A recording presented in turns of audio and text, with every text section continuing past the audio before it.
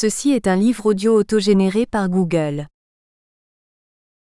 Collection Sociologie et Environnement. Dirigé par Salvador Juan. Le progrès est aussi progrès d'une menace de plus en plus exportée vers les pays les plus dépendants.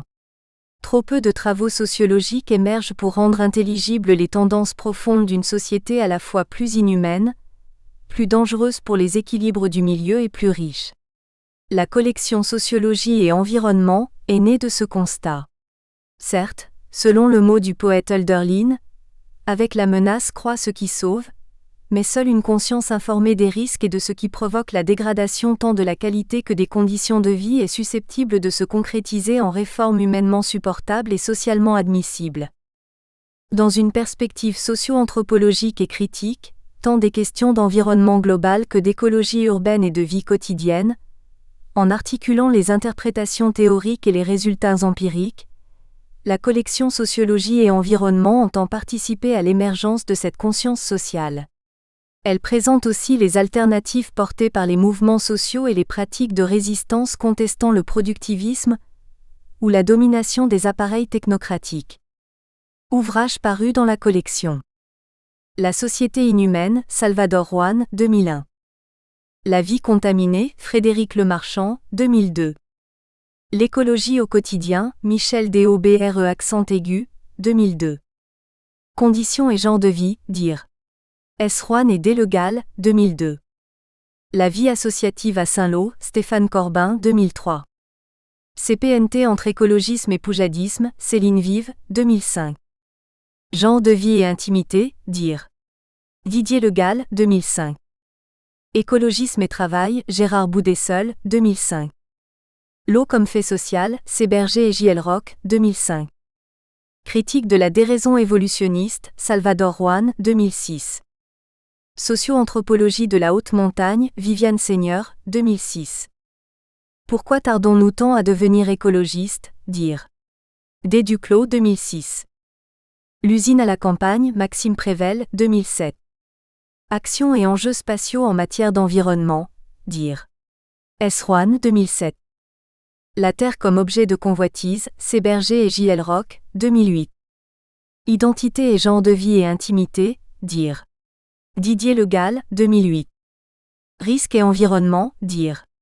S. Becerra et Appeltier, 2009. Disposer de la nature, Igor Babou, 2009. Consommer autrement, dire. Monsieur Dobre accent aigu, Esperluette S. Juan, 2009. Remerciements.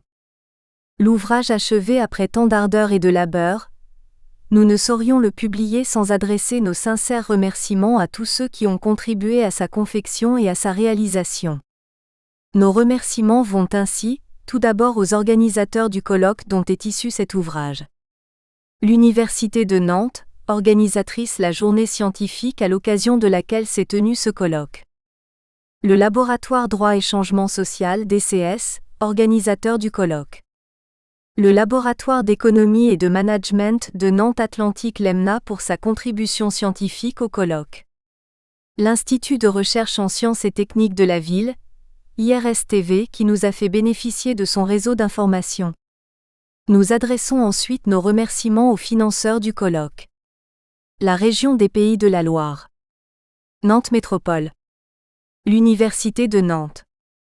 L'Institut de recherche en sciences et techniques de la ville, IRSTV. Le pôle génie civil. Le LEMNA. Le groupement de recherche sur l'administration locale en Europe, GRAL. Nos remerciements vont enfin vers les intervenants au colloque pour leur disponibilité à présenter les résultats de leurs recherches, de leurs réflexions et de leurs expériences sur la question de la gouvernance et de la mobilité. Et nous ne manquerons pas de remercier ceux des participants, qui ont bien voulu mettre leur communication sous forme d'articles à notre disposition afin que ce présent ouvrage puisse voir le jour. Introduction. Fondement conceptuel des termes gouvernance et mobilité urbaine durable, Abdelhamid Abidi 1. Cet ouvrage regroupe les travaux présentés lors du colloque. Quelle gouvernance au service de la mobilité durable ? Tenu à Nantes le 7 juin 2010 dans le cadre d'un programme de recherche, EVAL-PDU, financé par l'Agence nationale de la recherche 2009 à 2012. Le principal objectif du programme est l'élaboration d'une méthodologie d'évaluation environnementale de l'impact des principales actions du plan de déplacement urbain, PDU, de Nantes Métropole 2000 à 2010, et notamment de ses conséquences socio-économiques. Le caractère interdisciplinaire de ce projet est manifestement mis en avant par l'ensemble des chercheurs appartenant aux différents champs du savoir, sciences de l'ingénieur, sciences de l'environnement et des sciences humaines et sociales. L'évaluation est multifactorielle allant des dimensions physiques, émissions des polluants, consommation énergétique, en passant par les dimensions psychophysiologiques, gènes sonores dus aux différentes sources de bruit liées au trafic urbain, jusqu'à la satisfaction sociale des différentes catégories de la population urbaine. Cette approche systémique de la question de la mobilité urbaine suscite un échange de données entre les différents partenaires, ce qui renforce une meilleure compréhension de la question de la mobilité urbaine au regard des enjeux environnementaux. Force est de constater que le pari est gagné compte tenu de la diversité des approches, des trames conceptuelles et des fondements épistémologiques de chaque approche disciplinaire, d'où la tenue de ce colloque avec des intervenants participant ou non au programme EVAL-PDU. Lors de ce colloque, les travaux présentés s'inscrivent plutôt dans le champ des sciences humaines et sociales, droit, sciences politiques, géographie, économie et sociologie, avec une problématique transversale centrée sur la gouvernance de la mobilité urbaine. Il s'agit d'appréhender les diverses formes de gouvernance mises en œuvre dans des contextes locaux, régionaux, nationaux et internationaux. Dans cette introduction, il nous est paru nécessaire de revenir sur le sens du titre de ce colloque qui est aussi le titre de cet ouvrage. Quelle gouvernance pour une mobilité durable ? Il est incontournable de définir dans un premier temps ce qu'on entend par gouvernance non seulement au regard de ses mécanismes de fonctionnement et des réalités qu'elle couvre, mais aussi au regard de la légitimité de ce novlangue, pour ses utilisateurs, chercheurs scientifiques ou acteurs politiques.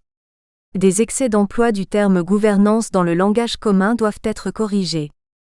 Étymologiquement, l'usage de ce terme en langue française est ancien. Au Moyen Âge, on parlait de la gouvernance dans le sens de « l'art de gouverner ».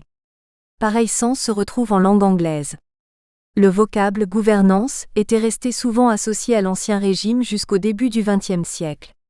Son retour en force s'observe avec des économistes américains, et en particulier Ronald Coase, qui est considéré comme l'initiateur du courant néo-institutionnaliste.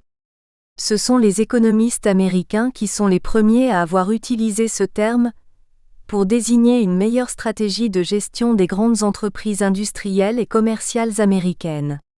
Était prônée une approche critique fondée sur la hiérarchie plate par la participation des salariés à la prise de décision.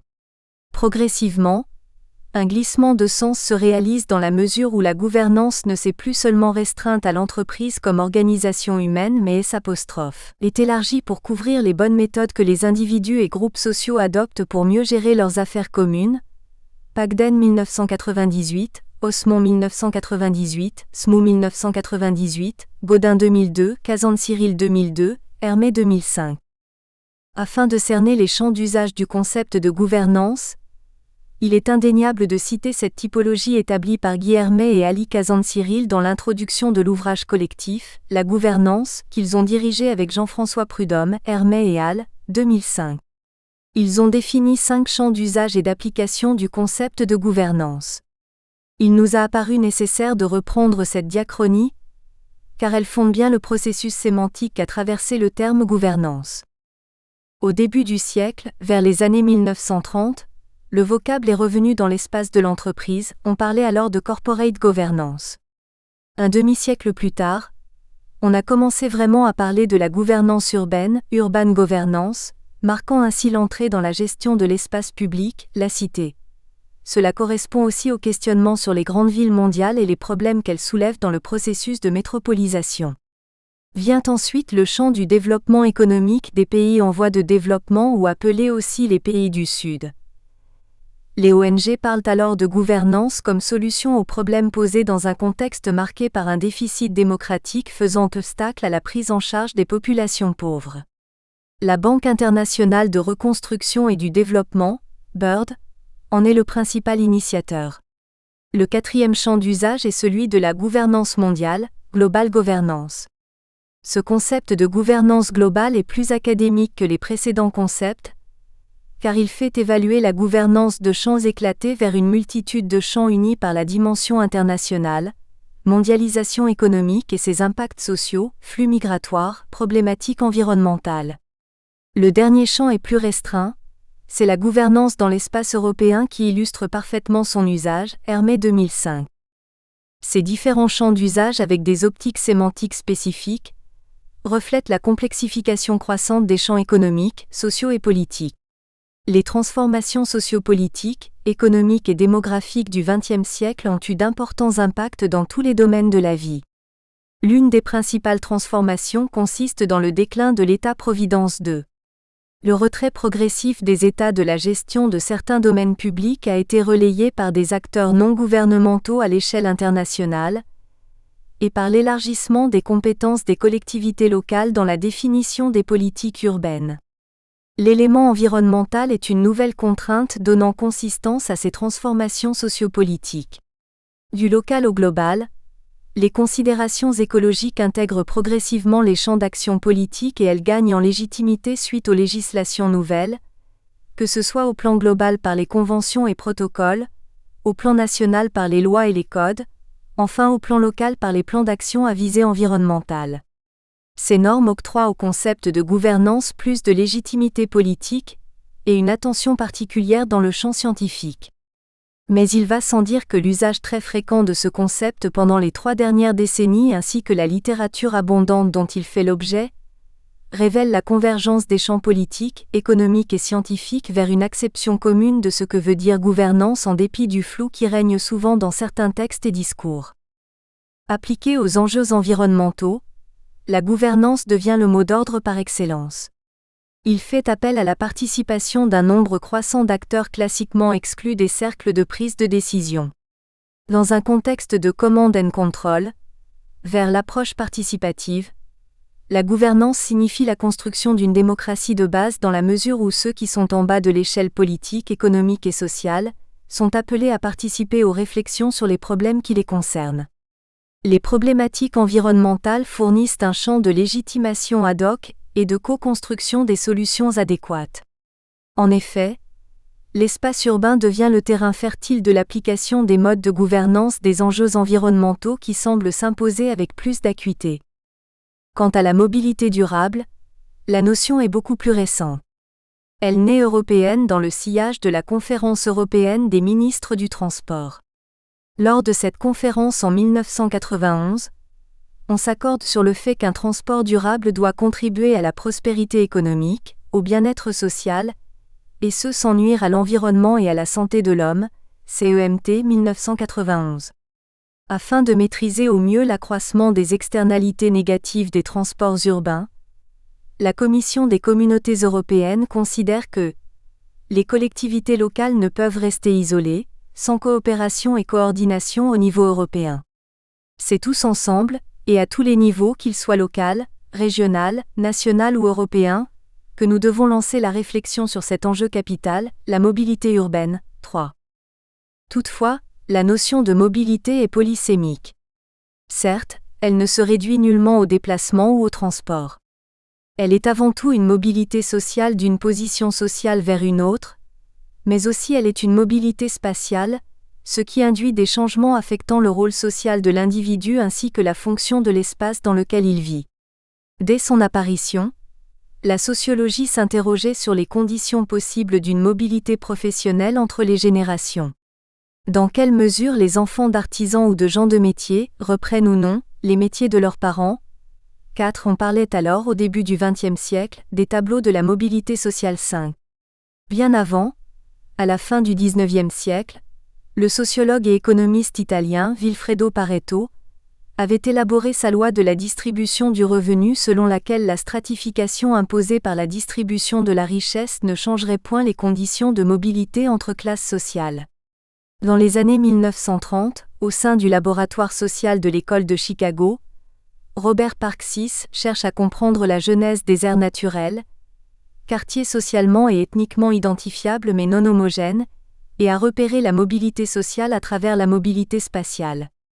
Plus récemment, les travaux sociologiques de Pierre Bourdieu, de Jean-Claude Passeron et de Luc Boltanski s'inscrivent dans la critique des obstacles structurels face à la mobilité sociale ascendante des individus et des groupes sociaux, et ce à partir de la critique de la fonction légitime de l'établissement scolaire dans la reproduction des inégalités sociales, Bourdieu et Passeron 1977, ou par l'ordre institué qui légitime l'oppression, exploitation ou la domination, Boltanski 2009-8. Par ailleurs, la mobilité est une vertu, voire une valeur du nouvel esprit du capitalisme, Boltanski et Schiapello 1999-9. Néanmoins, la mobilité concerne aussi les objets, les informations, les capitaux et les idées, Houry 2010. Par ailleurs, il ne faut pas non plus confondre mobilité et fluidité, deux termes qui s'opposent car tout franchissement de l'espace n'est pas systématiquement une mobilité. On peut parcourir quotidiennement des kilomètres entre différents espaces géographiques, sans que cela puisse avoir un effet sur notre position sociale en termes de ressources économiques ou intellectuelles. Pareillement, on peut ne pas du tout être mobile géographiquement mais connaître un changement de position ou de rôle. Tel est le cas des spéculateurs de bourse. Donc la mobilité ne doit en aucun cas restreindre le champ des possibles des individus et des groupes sociaux.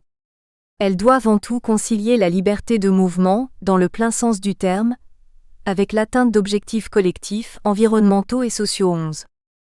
La recherche urbaine naissant autour de la centralité de la ville et de ses questionnements, économiques, sociaux et environnementaux, fait surgir la notion de mobilité urbaine comme étant franchissement de l'espace géographique. Cette dernière couvre, selon Vincent Kaufmann 2006-12, 4 champs distincts: la mobilité résidentielle, la mobilité quotidienne, la migration et le voyage. Il va de soi que seulement les 2 premiers champs nous concernent directement dans ce propos. Nonobstant, les frontières entre mobilité dans le plein sens du terme et son sens de déplacement, donc transport, demeurent floues. À cette fin, nous empruntons le concept de motilité élaboré par le même auteur, Kaufmann 2002, Kaufmann et al. 2004. Il le définit comme étant la manière dont chaque acteur s'approprie le champ des actions possibles dans le domaine de la mobilité et l'utilise pour mener à bien ses projets personnels. Ainsi, la motilité rend compte des inégalités des capitaux dont disposent les individus pour valoriser plus positivement l'affranchissement de l'espace. Dans les politiques publiques de la ville, la mobilité fait glissement de sens d'un champ sémantique purement spatial vers un champ normatif de durabilité environnementale. On parle dès lors d'une mobilité urbaine durable, d'où la mobilisation d'un nombre de plus en plus important d'acteurs institutionnels et politiques pour faire partie de cette toile d'araignée œuvrant pour sa mise en place. Cela suppose que la mobilité durable est un objectif à atteindre, mais ce postulat est loin d'être réaliste et réalisable eu égard à l'accroissement démographique, au progrès technologique, à la dynamique économique, au changement perpétuel des fonctionnalités des zones urbaines ainsi qu'aux effets imprévisibles des conjonctures de crise, de catastrophes naturelles et environnementales. Force est donc de dire qu'on a une mobilité urbaine durable, ou on a atteint le stade d'une mobilité urbaine durable. Bien au contraire, la mobilité urbaine durable dans le sens environnemental du terme, correspond à une sorte d'équilibre plutôt fragile et difficile à maintenir faute d'un consensus de tous les acteurs et plus particulièrement de la population concernée. La métamorphose des rôles et fonctions des acteurs impliqués au regard des enjeux environnementaux en cours et des programmes politiques incessamment renouvelés laisse penser que les frontières se délitent entre ces acteurs directement ou indirectement impliqués dans cette gouvernance du champ de la mobilité urbaine durable. Les chercheurs en droit public et en sciences politiques posent conjointement la question de la transformation affectant le rôle des collectivités locales dans le domaine des transports urbains. Elles passent d'un rôle d'autorités organisatrices du transport urbain vers un rôle d'autorités organisatrices de la mobilité urbaine durable. On ne peut que s'accorder sur la légitimité de cette question, au regard de la prolifération des documents vantant la noblesse des objectifs environnementaux, déchargés totalement dans les discours de tout intérêt économique. Bien au contraire, les collectivités territoriales fondent la protection de l'environnement et la lutte contre la ségrégation sociale urbaine dans des stratégies communes. La tarification sociale des transports publics urbains est l'une des mesures traduisant cette volonté de jumeler la lutte contre la dégradation de la qualité environnementale et la lutte contre les inégalités sociales en termes d'accès à la mobilité dans tous ses sens. Dans un article publié dans la Revue suisse de sociologie, Marie-Hélène Baquet et Sylvie Foll considèrent que les politiques urbaines en matière de transport, que ce soit en Amérique du Nord ou en Europe, partent d'un postulat unique. L'immobilité apparaît comme un obstacle à l'insertion sociale et économique des individus. Il faut donc promouvoir des politiques d'accès à la mobilité. 13. Les textes réunis dans cet ouvrage rendent compte de la complexité du champ de la mobilité urbaine, et ce à la fois au plan scientifique comme au plan pratique. L'appréhension de la question de la mobilité urbaine durable par plusieurs chercheurs appartenant à diverses disciplines des sciences humaines et sociales montre la divergence des approches. Néanmoins, face à la complexité des faits étudiés, il devient plus que nécessaire de mutualiser les approches, chaque chercheur étant appelé à prendre en compte les considérations et les questionnements des autres chercheurs appartenant aux autres disciplines des sciences humaines et sociales. Tel est l'exemple du regard porté à l'endroit des enjeux de la mobilité urbaine durable, qui amène des auteurs participant à cet ouvrage à interroger les différents fondements ou logiques de production de l'étalement urbain. S'il n'y a pas étalement urbain, la mobilité ne devrait pas être problématique. On se pose la question de savoir si l'étalement urbain, en tant que phénomène récent dans l'histoire de la cité, a des causes structurelles ou bien conjoncturelles ? La réponse de Salvador Rohan 14 est que la ville circulante orthogonale et zonée est devenue le standard international le plus diffusé dans le monde et pourtant le plus opposé au développement urbain écologiquement durable. Par ailleurs, on ne peut pas faire abstraction des processus de développement économique, socio-culturel et politique qui ont des impacts transformateurs sur la structure urbaine de manière à générer plus de mobilité dispersée sur l'espace. Ainsi, les politiques de transport des Trente Glorieuses, avec leurs infrastructures lourdes, capacitaires et rapides et la diffusion de l'accès à l'automobile dans l'ensemble des couches de la société et au sein même des ménages, sont souvent considérées comme l'une des causes de l'étalement urbain, et souvent la cause majeure, d'où découlent des conséquences dommageables, comme la dépendance automobile et pétrolière, les surémissions de CO2 des transports, etc. Orfeuille. Quelles que soient les logiques sous-jacentes de cet étalement urbain, l'organisation des transports urbains est un élément structurant de toute économie en dépit des enjeux environnementaux qu'il présente. La mobilité des hommes et des marchandises conditionne l'activité économique et plus largement, le bien-être de la société. Didier et Prudhomme 2007. Dorothée Brécard et Julie Bulto vont dans le même sens en affirmant que grâce à la mobilité, des secteurs entiers de l'économie se développent. Tourisme, commerce, travail, autant de marchés pour lesquels la mobilité est indispensable. Le secteur du transport lui-même participe largement à la croissance économique. Dans l'Union européenne, il représente 7% du PIB et 5% des emplois. Eu égard à cette fonction importante que les transports urbains jouent dans la dynamique économique, les politiques publiques locales sont, depuis les années 80 dans le cas de la France, orientées par un ensemble de lois visant l'organisation de ce secteur selon des principes d'équilibre entre les enjeux économiques, sociaux et environnementaux. C'est ainsi que la traduction des objectifs du développement durable dans le droit des transports urbains est un préalable indispensable en vue de faire de la mobilité durable la priorité des stratégies mises en œuvre par les AOTU, autorités organisatrices de transports urbains, comme l'indique Grégoire Letuyer.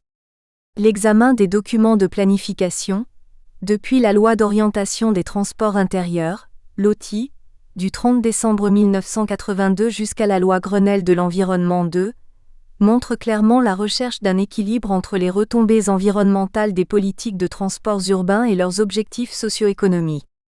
Mais si le PDU, Plan de déplacements urbains, est considéré comme le document de référence en la matière, il n'est pas le seul document qui porte sur l'organisation des transports urbains.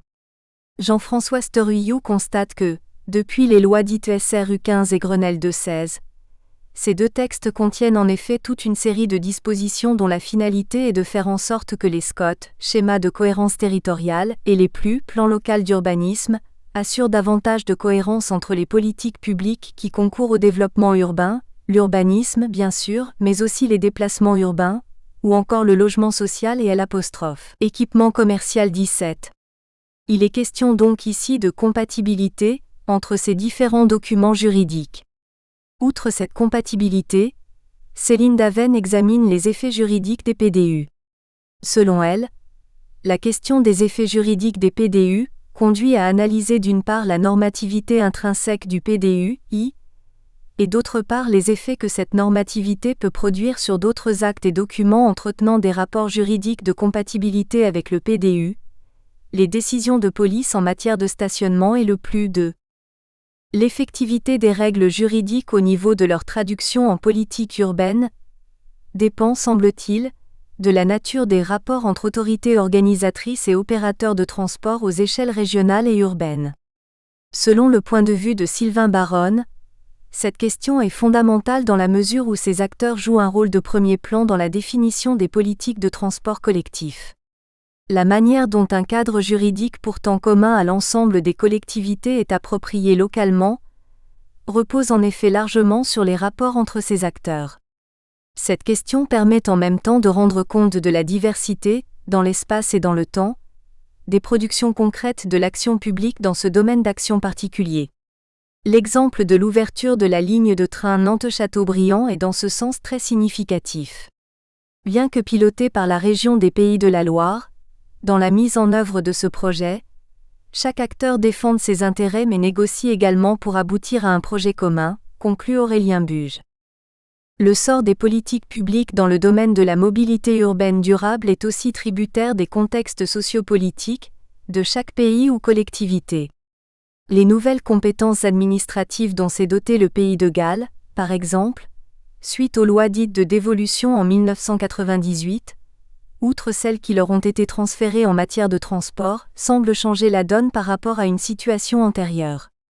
Virginie Priac note que dans le cas de la ville de Cardiff, le fort déclin de l'emploi dans les secteurs de la manufacture de textiles, des mines et de l'industrie portuaire a favorisé l'aggravation de problèmes sociaux sur une population déjà fragile. De ce fait, l'organisation du secteur de transports urbains peut se révéler comme la clé de voûte du maintien de la cohésion sociale, voire le vecteur de sa restructuration, grâce en partie à une meilleure accessibilité aux services de santé. Pour atteindre ces objectifs ainsi que ceux de la durabilité des systèmes mis en place en matière de transport, les orientations exposées dans le Wells Transport Strategy font place à 4 consortiums se répartissant sur l'ensemble du territoire du Pays de Galles. SWWITCH, TITE, TRACC, SEWTA. Ce n'est pas du tout le cas de Bogota, capitale surpeuplée d'un pays du tiers-monde, la Colombie. Selon Gustavo Quintero, les caractéristiques géographiques, sociopolitiques et économiques de la ville constituent des obstacles entravant la mise en place d'un système de transport urbain fiable sur tous les plans, environnementaux et socio-économiques.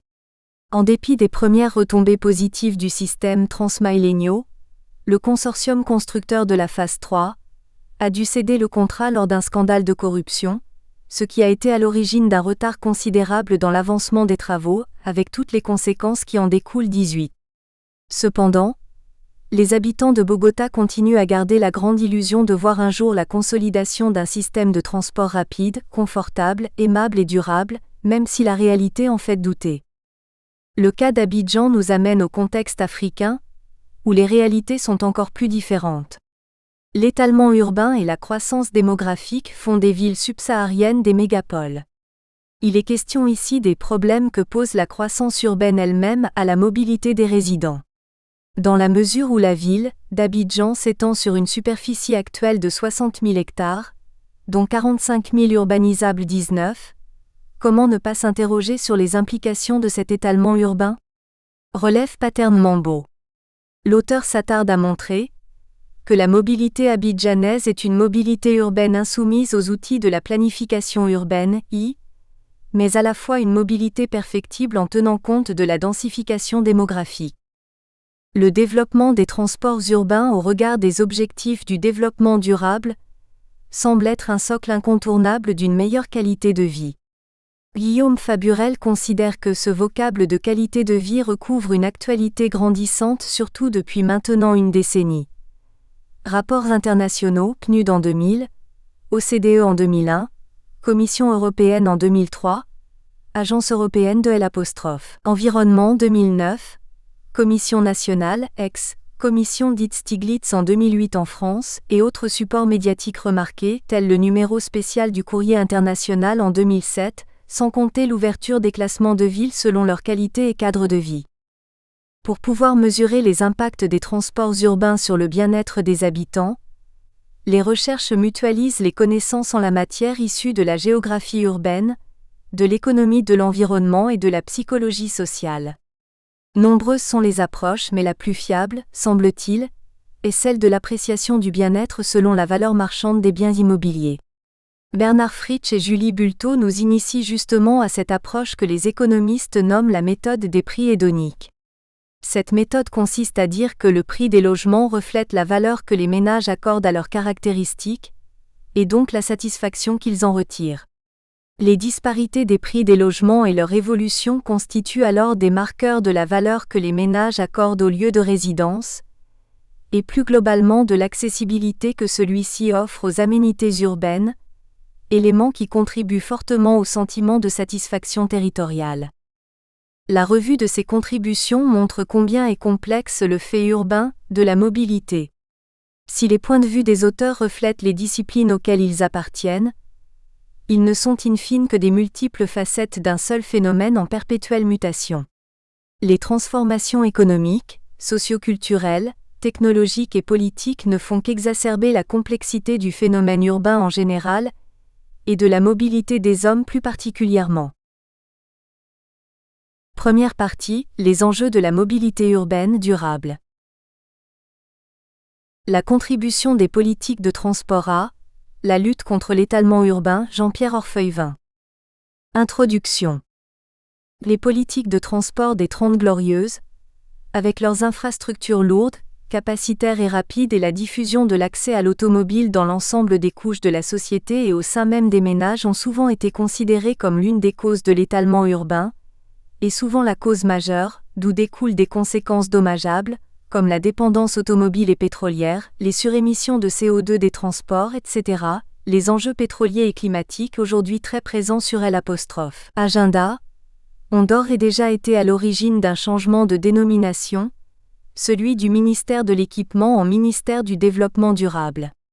Ils sont aussi à l'origine d'un changement dans les politiques conduites, avec une forte décroissance des politiques d'accroissement des capacités routières, en partie masquée, dans les analyses budgétaires, par les investissements de partage de la voirie destinés à réduire l'espace alloué aux véhicules automobiles, et une croissance forte des budgets alloués aux transports en commun, notamment urbains et régionaux.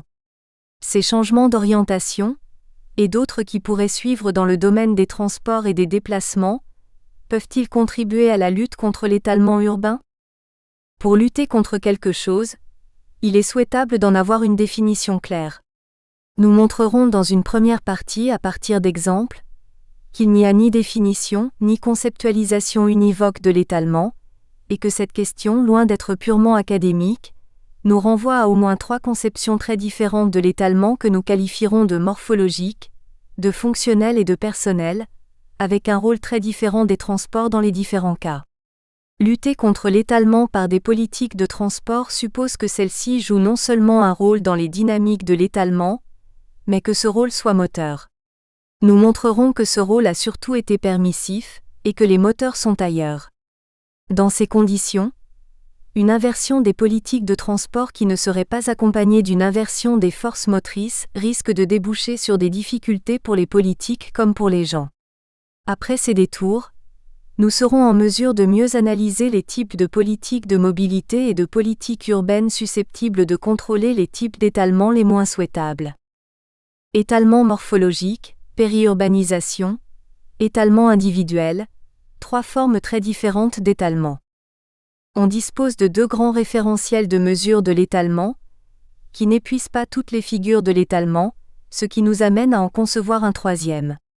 Le premier, souvent obtenu par images aériennes ou satellitaires, mesure le degré d'artificialisation de l'espace dans et autour des villes, parfois appelé d'un terme peu attirant tâche urbaine. En comparant deux images produites à deux dates différentes, on a une mesure de la consommation d'espace par l'urbanisation. La tendance globale dans le monde développé et en développement est à une croissance de cette consommation d'espace en valeur absolue et par citadin. En France, on dit souvent que la consommation d'espace par habitant a été multipliée par 3 en l'espace de 30 à 40 ans. On doit toutefois noter qu'une part significative de cette croissance concerne d'autres fonctions que le logement, activités économiques, équipements publics, qui tendent à urbaniser ces espaces, c'est-à-dire à réduire leur dépendance à l'égard du pôle. On peut aller plus loin et tenter de caractériser non seulement le niveau de croissance, mais aussi sa forme.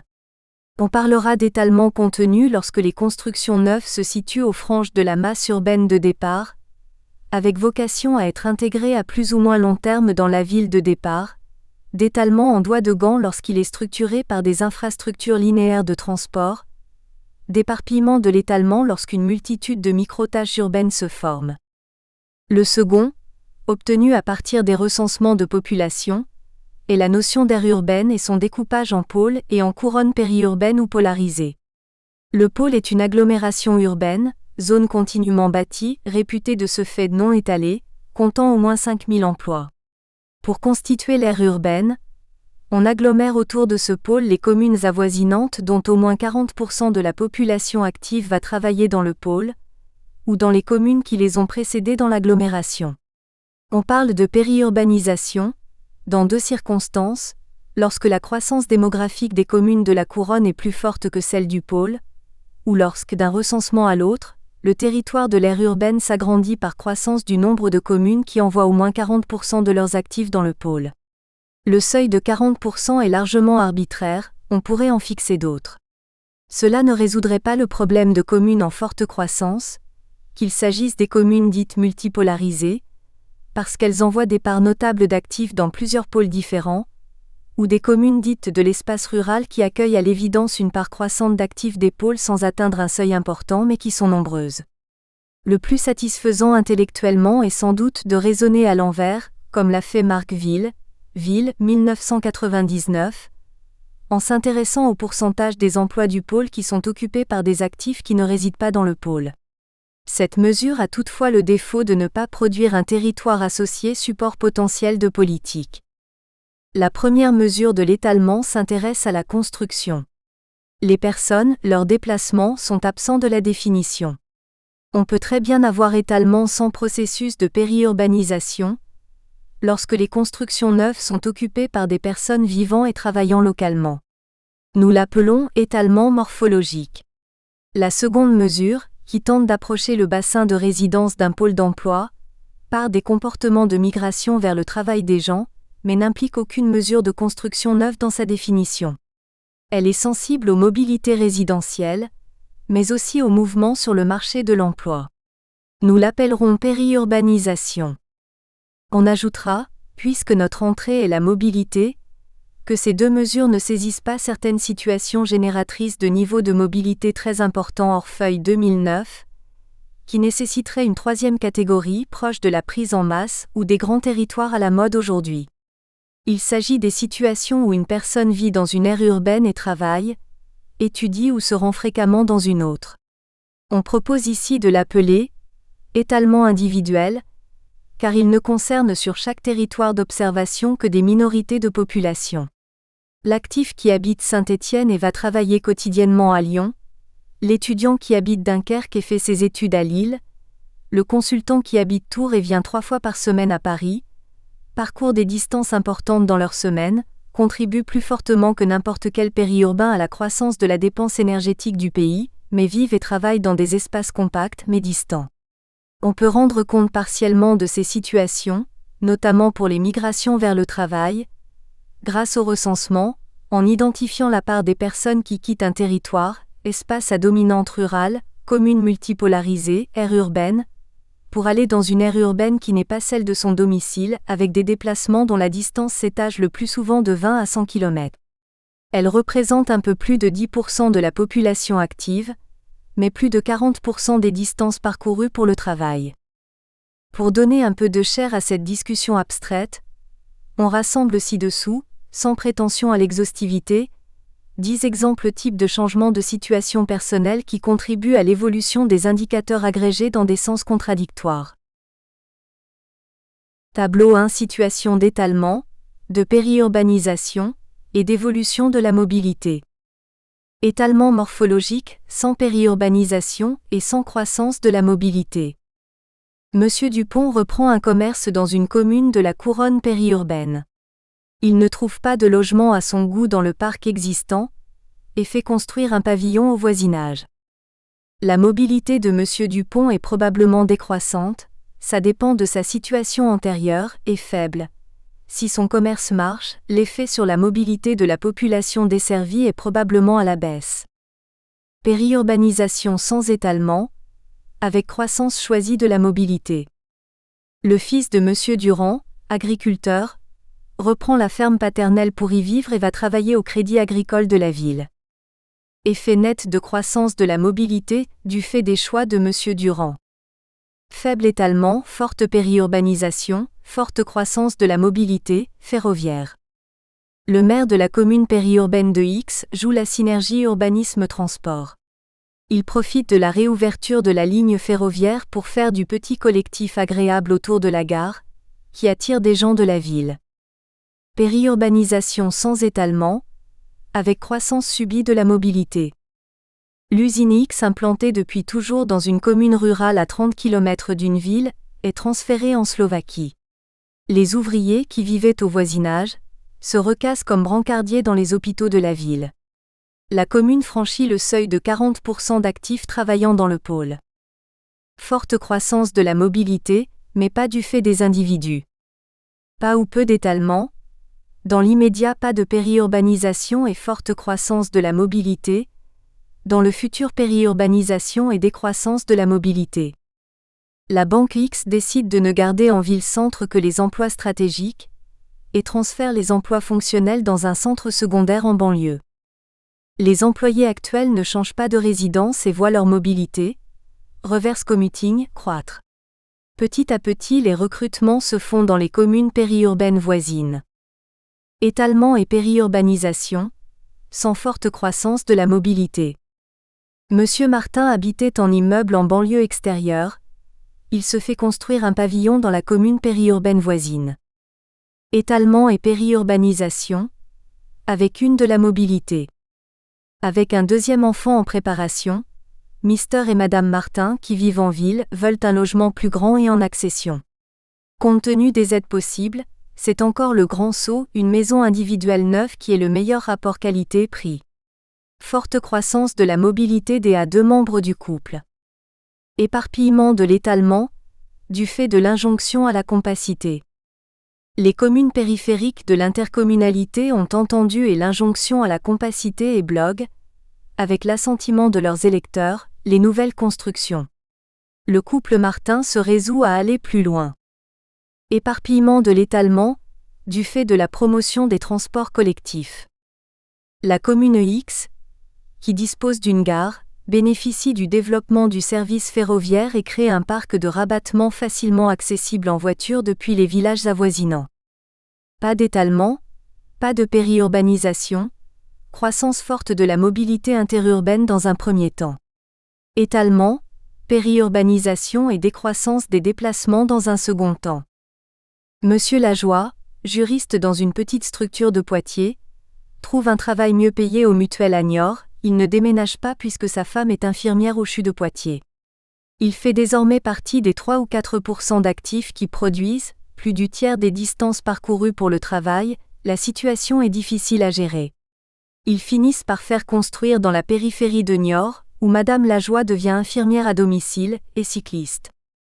Ce tableau suggère aussi que des situations individuelles peuvent être très désirables, du point de vue des individus et de la collectivité, tout en étant mal classés par les indicateurs agrégés. D'autres sont peu désirables, au moins du point de vue d'une mobilité excessive, tout en étant bien classés par les indicateurs. 3 des situations en apparence semblables peuvent relever soit de choix, soit d'obligation, et le plus souvent d'arbitrage complexe. 4 des situations peu souhaitables à court terme peuvent être appréciées sous un jour plus favorable à long terme. 5. Des politiques publiques supposées vertueuses peuvent être à l'origine de décisions individuelles conduisant à de mauvais classements. Les déterminants de l'étalement, des moteurs nombreux ou la facilitation de la mobilité ne jouent qu'un rôle permissif. Les analyses de dynamique de système distinguent la plupart du temps des forces motrices et des facteurs permissifs.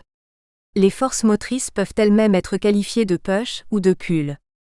S'agissant de l'étalement, les logiques pull renvoient aux facteurs d'attractivité des territoires peu denses, tandis que les logiques push renvoient aux bonnes raisons de quitter les territoires compacts. Quant aux facteurs permissifs, ce sont ceux qui permettent aux logiques push et pull de s'exprimer pleinement. Chacun puise dans sa discipline et ses positionnements idéologiques pour choisir les mécanismes qu'il mettra en avant pour contribuer à expliquer l'étalement croissant. L'attrait de la maison individuelle, pour la vie qu'elle procure, notamment lorsqu'on a de jeunes enfants, comme investissement dans une société où tout est plus incertain, comme forme d'occupation de l'espace permettant le contact avec la nature, comme recherche d'un environnement de semblable par ceux qui ne peuvent se payer les ghettos de riches ou de mise à distance des voisins sera l'entrée-clé pour certains. Les lois générales des marchés fonciers, avec leurs effets de rente différentielle en fonction de l'accessibilité, et la rente additionnelle, aujourd'hui importante, liée aux effets de gentrification de certains quartiers seront clés pour d'autres, qui pourront également évoquer l'intérêt pour des agriculteurs, au moment du départ à la retraite, de pouvoir transformer des terres à vocation agricole en terrains urbanisables. D'autres encore, à partir d'une entrée plus politiste, mettront l'accent sur les dispositifs nationaux d'aide publique, TVA réduite, PTZ, etc., qui peuvent orienter vers tel ou tel type de produit, l'importance de l'offre foncière mise à disposition par les communes proches des villes pour différentes raisons, de la régression des populations agricoles aux volontés de maintenir des écoles, et son insuffisance dans les communes agglomérées, ville 2007. D'autres mettront l'accent sur l'économie de la construction Castel, 2006, avec une tendance à la baisse relative des coûts de la maison individuelle, des possibilités supérieures d'achat avec des finitions à prévoir, des transformations et extensions possibles au fil du temps. D'autres enfin, partant d'observations telles que celle du tableau ci-dessous, pointent la très forte cohérence entre localisation périurbaine, dépendance à l'automobile et vitesse permise par les réseaux pour la mobilité quotidienne. Malgré une croissance forte des distances à parcourir pour les activités de la vie quotidienne, le budget temps de transport n'est pas plus lourd dans les territoires périurbains qu'ailleurs, en raison de la vitesse permise par un recours accru à la voiture dans l'usage des modes de transport et de meilleures conditions de circulation dans les espaces peu denses. En revanche, la dépense monétaire à la charge des ménages liée à cette mobilité quotidienne est plus élevée, parce que les distances à parcourir sont plus élevées, parce que ces distances sont pour l'essentiel à parcourir dans un mode subissant des taxes spécifiques, sur le carburant, alors que les urbains ont a priori des distances plus faibles et peuvent recourir plus facilement à des transports publics bénéficiant d'importantes subventions publiques. On peut alors pointer la fragilité actuelle de ce modèle pour des ménages à ressources faibles ou moyennes, conjonction de remboursement d'emprunts et de dépenses élevées pour la mobilité, et sa fragilité future, si les cours pétroliers s'envolent sous l'impact de l'approche de la rareté et de l'évolution de la demande des pays émergents. Tableau 2. Caractéristiques de mobilité un jour ouvrable, par personne et par actif aires urbaines de 100 000 à 1 million d'habitants. Source, calcul de l'auteur à partir de l'enquête nationale transport-déplacement, 2008. Pour essayer d'y voir clair dans le jeu de ces facteurs, partons d'un constat simple. Il n'y a ni vacances, ou plus exactement pas de vacances anormales, ni baisse soutenue des prix immobiliers dans les pôles. Il n'est donc pas correct de parler d'exode, et il faut bien se résoudre à un constat. Les parcs immobiliers des pôles tels qu'ils sont aujourd'hui, ne suffisent pas à loger les populations qui y travaillent, si bien que le développement d'un habitat hors des pôles est incontournable. Ce constat nous invite à mettre au premier rang une logique push, celle d'un déficit quantitatif d'offres de logement dans les pôles. Les origines de ce déficit et les acteurs qui les portent sont multiples. On pourra évoquer la perception tardive de la croissance des besoins de logement, liée à la croissance de la demande de superficie et à la baisse de la taille des ménages. On pointera la mobilisation insuffisante de foncier, les règles trop restrictives des pots et plus, la concurrence entre équipements publics, activités économiques et logements quand des terrains sont rendus disponibles. On citera également la perception par les promoteurs publics et privés d'une concurrence excessive de la promotion aux marges du pôle ne permettant pas l'économie de nouveaux projets, etc. Ce n'est que sur ce dernier point, important mais non premier, que jouent les politiques de transport en rendant plus ou moins accessibles les territoires périurbains, et plus ou moins raisonnable un choix de localisation résidentielle sur ces territoires. On connaît assez bien les traits de ces politiques, qui ont facilité le mouvement d'étalement. La vitesse permise par les infrastructures routières lourdes a étendu considérablement le territoire, à moins de 30 minutes, du centre des agglomérations, qui définit peu ou prou le bassin de recrutement des emplois du pôle, et les travaux de Bonafou et Tabourin, Bonafou, 1998, sur l'aire urbaine de Lyon montrent que ces infrastructures rapides orientent l'étalement. L'évolution du coût de la mobilité en automobile, Orfeuille 2000, n'a pas été orientée à la hausse, du fait d'une évolution des taxes sur le carburant en ligne avec l'inflation sur période longue, de la disparition de taxes comme la vignette.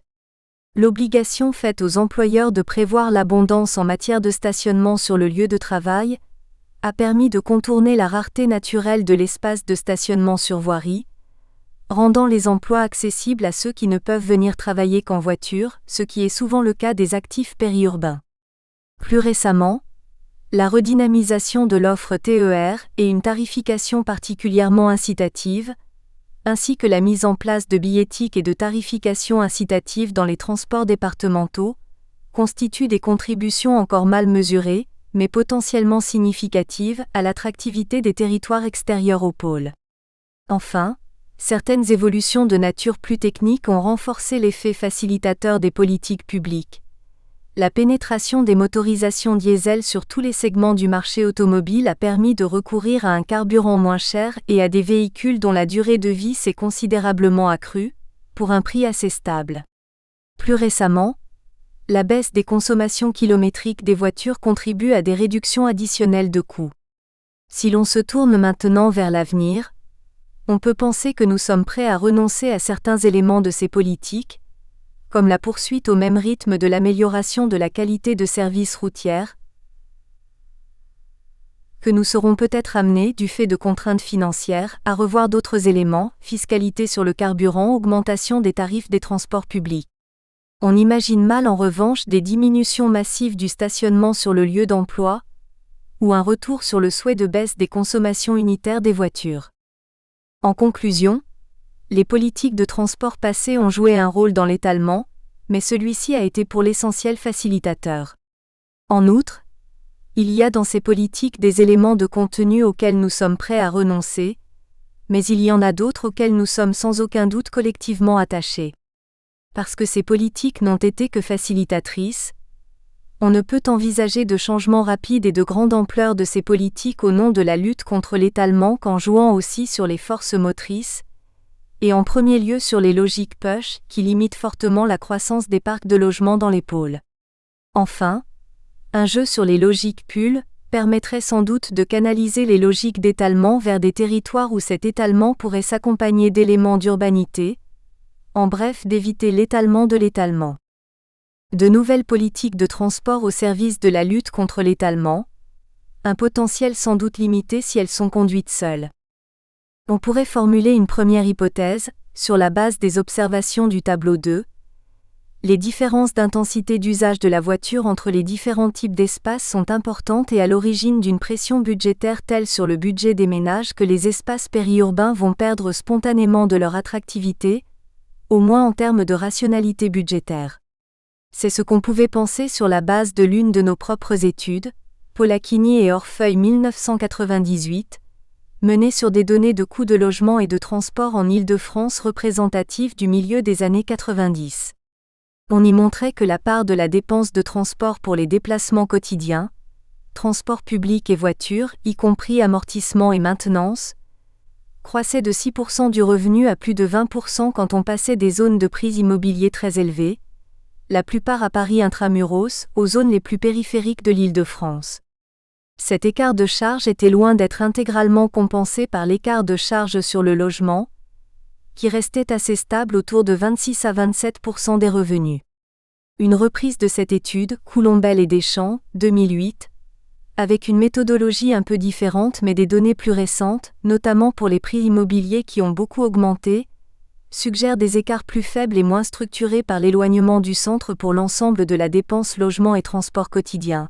Le taux D', effort logement plus transport serait en moyenne de 44% dans la région, de 47% à Paris et en Grande Couronne, et se situerait autour de 40% en banlieue parisienne. On doit ajouter qu'à ce phénomène de compensation partielle des surcoûts de la mobilité quotidienne par des coûts de logement inférieurs, se superposent probablement des compensations des surmobilités quotidiennes par des sous-mobilités à longue distance pour loisirs, week-ends ou vacances. Nous avions exploré ce phénomène, Orfeuille et Solerette, 2002, à partir de l'enquête transport de 1994. Nous avions alors montré sur le cas des aires urbaines de province, et pour les adultes de 25 à 65 ans, que la mobilité globale, quotidienne, de week-end et de vacances, toutes destinations confondues, mesurée en distance parcourue sur l'année, était assez comparable entre périurbains et résidents des centres. Les périurbains de faible revenu faisaient en moyenne 1500 km de plus par an que les urbains de faible revenu, mais la situation s'inversait pour les revenus moyens, 500 km de plus chez les urbains, et les revenus élevés, 2000 km de plus chez les urbains. Il n'y a pas à notre connaissance de résultats plus récents comparables, mais une note récente du SOS Quoc, 2010, étudiant en profondeur la possession de résidences secondaires va dans le même sens. Les taux de possession de résidences secondaires sont très supérieurs dans les villes-centres par rapport aux banlieues et périphéries. L'étude de la propension à la possession toutes choses égales par ailleurs, montre que le simple fait de passer de la ville-centre, où l'habitat collectif domine, à la banlieue, où la maison individuelle est très rapidement dominante, fait chuter fortement les taux de possession. Le passage d'une commune rurale à la commune-centre d'une agglomération fait augmenter la propension à posséder une résidence secondaire dans une proportion équivalente à un saut de 3 déciles, agglomération moyenne, à 5 déciles, agglomération parisienne, dans la hiérarchie des revenus, ce qui est considérable. En termes de coûts pour les ménages et de mobilité annuelle, il est probable que ce seul facteur rééquilibre les effets de dépenses plus fortes au quotidien des périurbains. On peut tirer 3 premières conclusions de ces études. Il est peu probable qu'en moyenne un choix résidentiel périurbain se traduise par des coûts agrégés logement plus transport plus loisirs plus élevés qu'un choix urbain, si bien qu'il serait imprudent de compter sur des tendances spontanées à l'arrêt de l'étalement portées par des évolutions purement économiques. Il est toutefois probable que cette conclusion n'est pas tout à fait rigoureuse pour les catégories les plus modestes de la population, qui ont une mobilité à longue distance faible quelle que soit leur localisation.